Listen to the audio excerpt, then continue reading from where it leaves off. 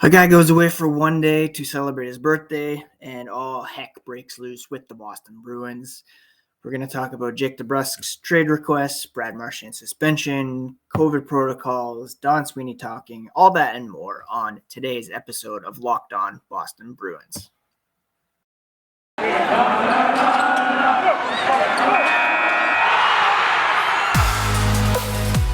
You're Locked On Bruins, your daily podcast on the Boston Bruins.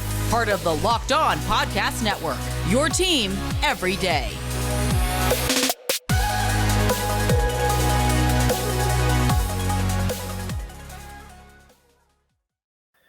What is up, Bruins fans? It is Ian McLaren, host of Locked On Boston Bruins, a daily show where we discuss all things Spoke to Be, as well as take a look around the NHL. Today is Wednesday, December 1st, and this episode is brought to you by Primal Origins. Learn more about their full line of beard care products, and you can use promo code LOCKEDON for a 20% discount at checkout.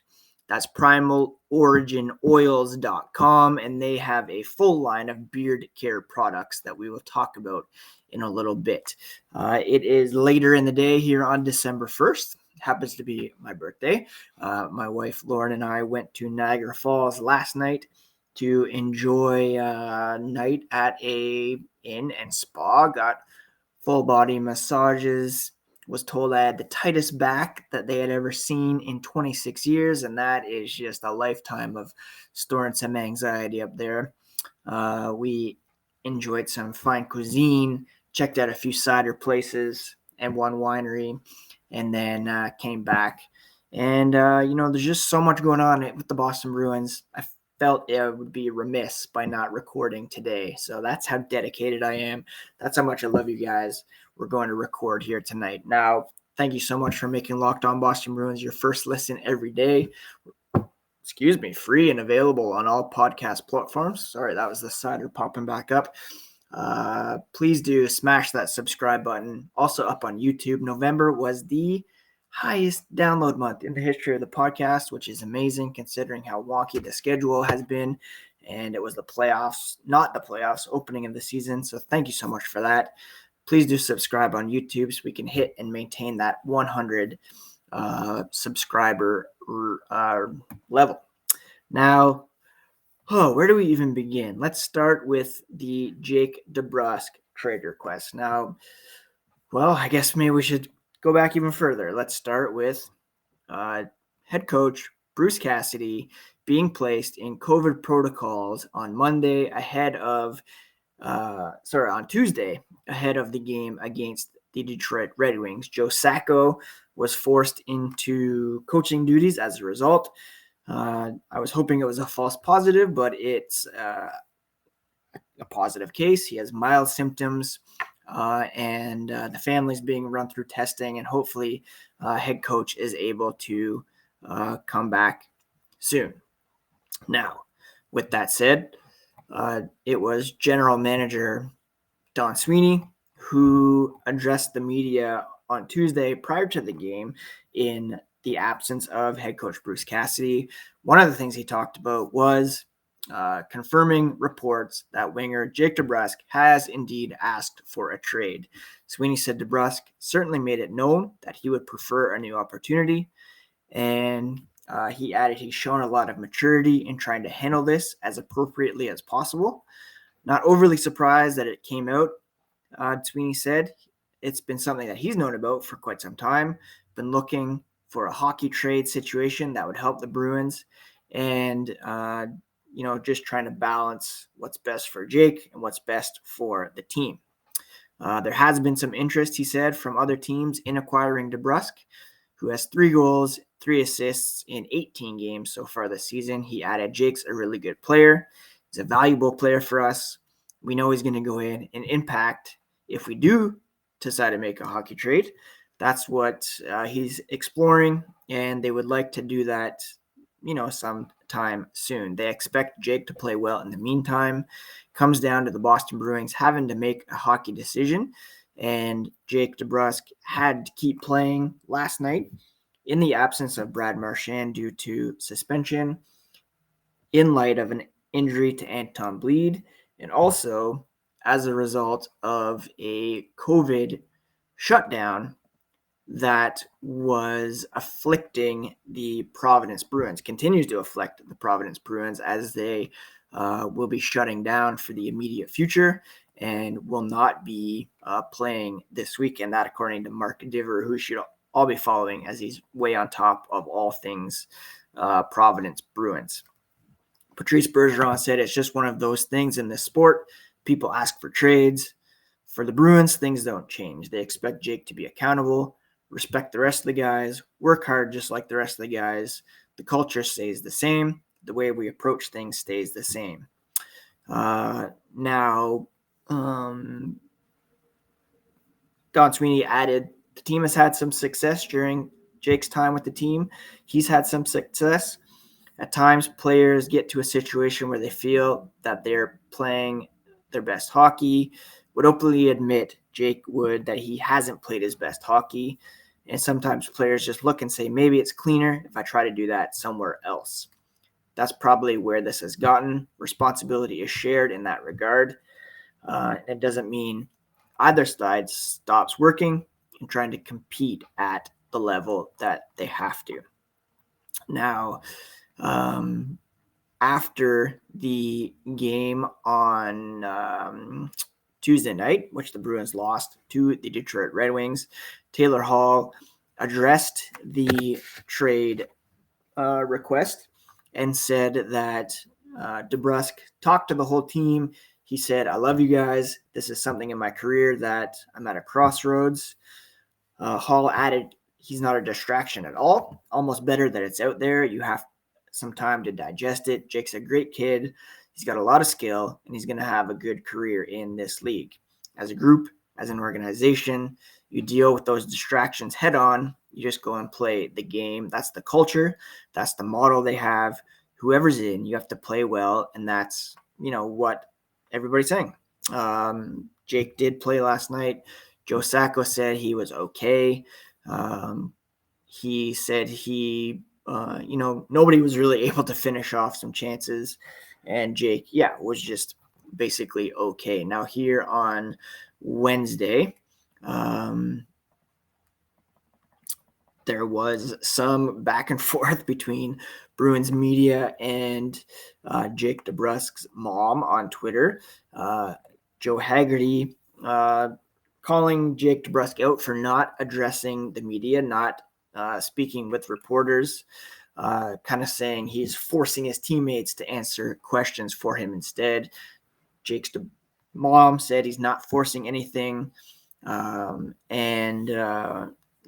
Jake has always been upfront and honest, and it's a shame to just continue to drag him through the mud after this request. I kind of agree he should address it perhaps publicly, but also to say that he's forcing his teammates to step up, that's just not true. Nobody's forcing Taylor Hall to address the situation and say what he did. And, everybody's just trying to make the best of it at the end of the day. Now, before we move on to some other stuff, I want to talk about Primal Origin oils. If you have a beard or someone who has a beard, it needs to get primal.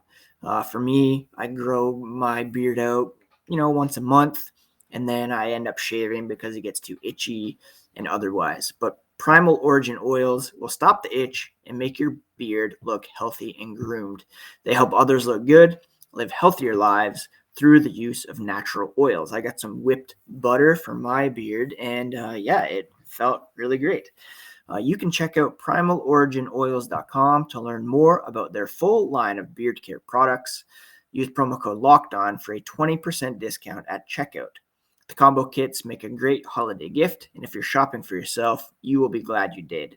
A lot of companies focus on fragrance, and that leads to a product that does not feel good on your skin, but they take a step back and focus on the ingredients first to ensure a product that feels great and still smells fantastic.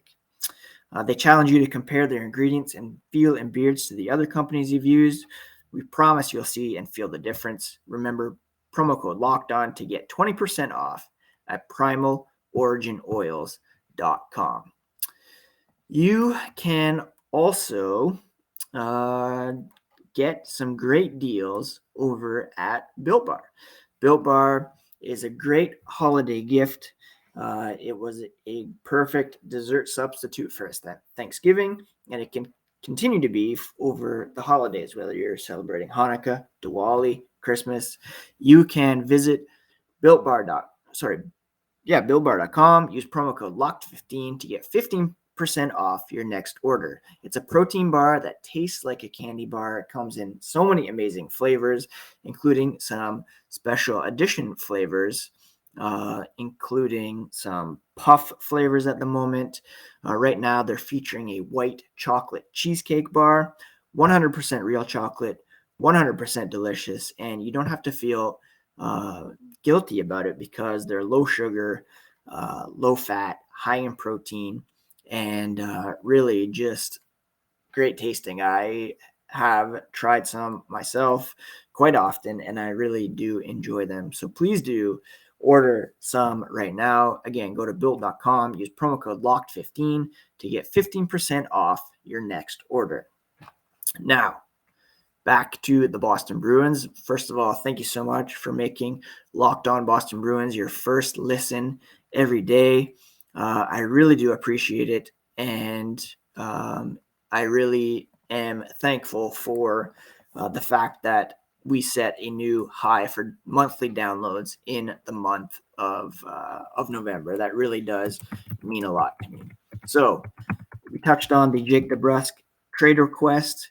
And how, well, first of all, I didn't mention that he was booed. I don't think, I understand that there is some resentment towards players that ask for trades. But the way I look at it, it's kind of like I work in marketing by day.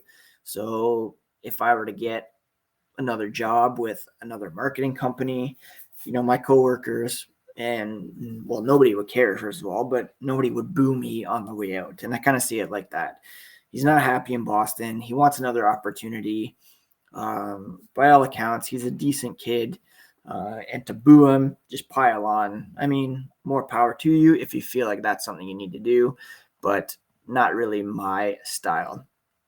My preference would be to see him get traded to the Chicago Blackhawks for Dylan Strome, but we'll see if that actually comes to pass. Not quite sure what's going to happen there and how quickly. I would imagine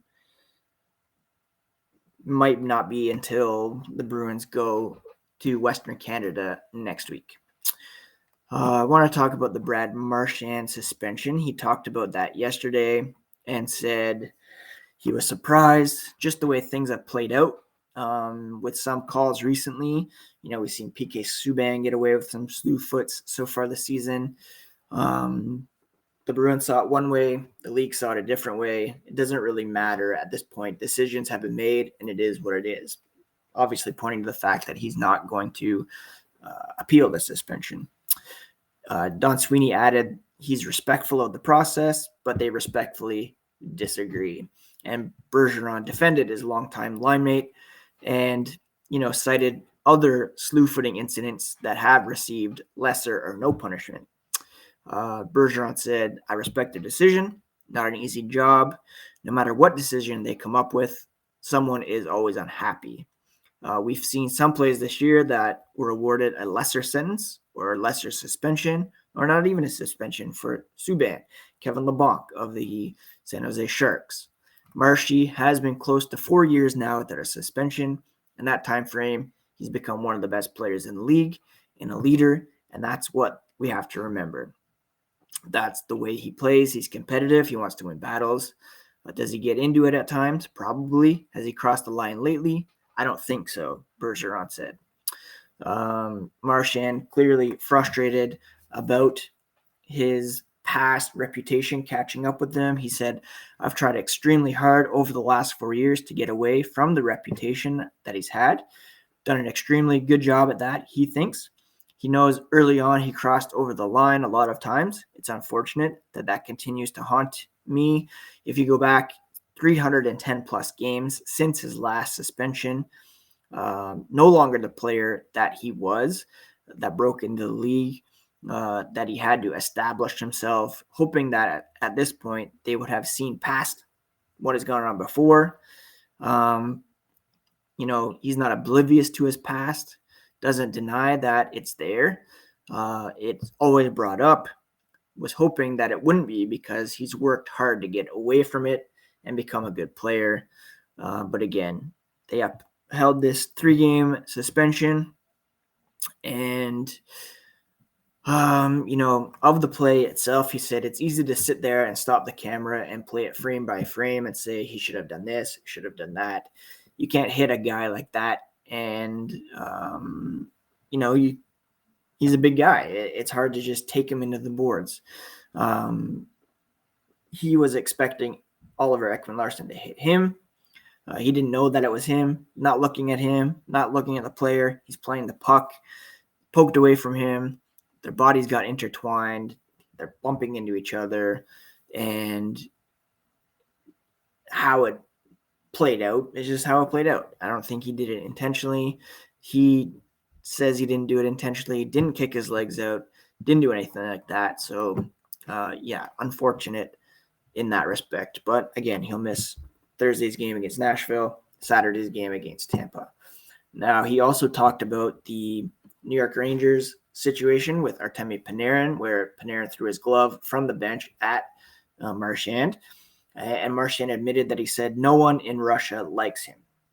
And he added, if that is now what is setting guys over the edge, then this is the softest league in the world.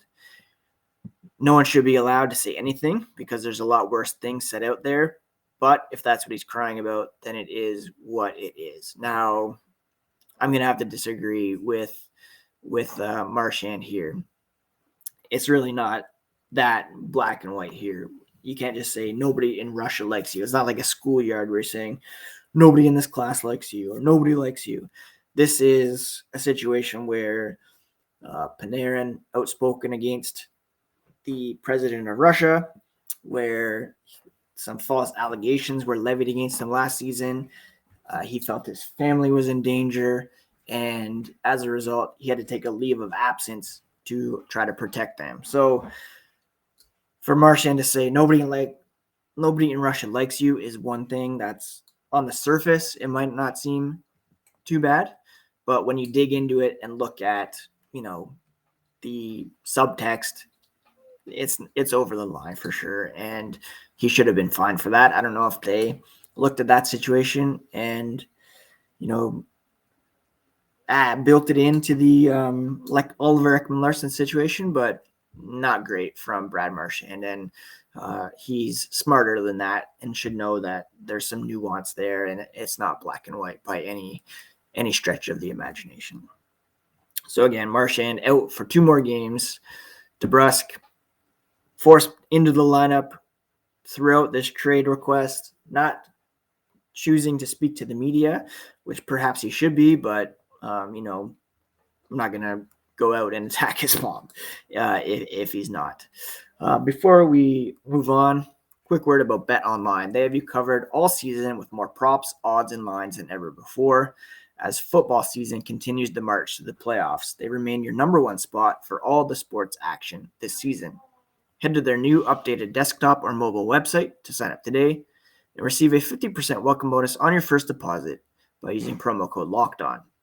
From basketball, football, NHL, boxing, and UFC, right to your favorite Vegas casino games, don't wait to take advantage of all the amazing offers for the 2021 season. It's the fastest and easiest way to bet on all your favorite sports. Bet online, where the game starts. Now, of course, the Bruins did play last night. I was able to catch kind of the third period of it after celebrating birthday, walking down to the falls. Just a crazy day from start to finish with all that stuff with Marchand DeBrusk, with Bruce Cassidy heading into COVID protocol, with the Providence Bruins team being shut down. Taylor Hall said everything happened really fast. You've got to adjust, and that's the world we live in right now. The season and the league that everyone in the league, has to go through. Doesn't seem like COVID's going away. There's even more cases today around the league. Some OHL teams being shut down. Tyler Bertuzzi, who the Bruins played last night, who infamously chose not to get vaccinated, is in COVID protocols here on Wednesday evening. So, hopefully Coach is back soon. Nobody else in the Bruins comes down with COVID-19, and that the Bruins aren't paused. The Bruins outshot Detroit 42-16.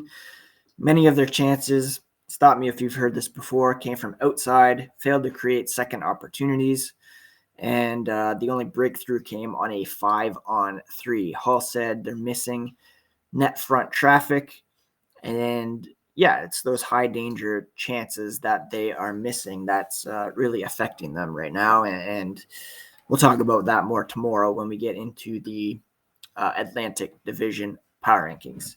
Joe Sacco was behind the bench. He was head coach of the Avalanche from 2009 to 2013. He said he felt rusty, but once the puck drops, he was able to get in the groove, shaking off the rust. Hopefully Butch recovers and gets back in as soon as possible. But in the meantime, staff trying to do the best that they can. Won't be labored last night's game too much. Disappointing result for sure. And the Bruins will be back in action tomorrow night in Nashville. And on tomorrow's podcast, we'll tee up some news and notes from practice here on Wednesday. Eric Howla trying to get back on track. Bergeron missing a day just for maintenance, and what the lineup could look like in advance of tomorrow night's game against the Nashville Predators. But I think that's it for today's episode. Just wanted to catch up on all the stuff that's been going on. And thank you so much for making Locked On Boston Bruins your first listen. Second listen, go check out the Locked On Bets podcast. They'll give you some handy info for your plays tonight and through the week. And we'll be back tomorrow with a brand new episode of Locked On Boston Bruins, part of the Locked On Podcast Network, your favorite team every single day. Take care, friends.